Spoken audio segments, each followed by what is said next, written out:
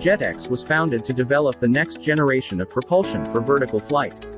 Innovative solutions such as electric ducted fans and fluidic thrusters have been used, but up till now they have always been rotated for vertical flight.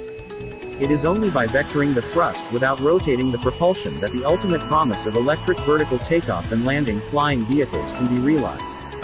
JetX has developed a series of propulsions using all the best vectoring options for both electric ducted fans and fluidic thrusters. Bladeless vector thrust technology can be both silent and embedded for stealth vehicle development.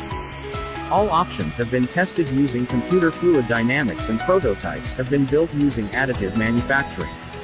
JetX is patent pending on all these propulsions and configurations. JetX was selected to exhibit alongside General Electric, Rolls-Royce and Northrop Grumman in the AFWERX High-Speed Vertical Takeoff and Landing 2021 Challenge with the U.S. Air Force.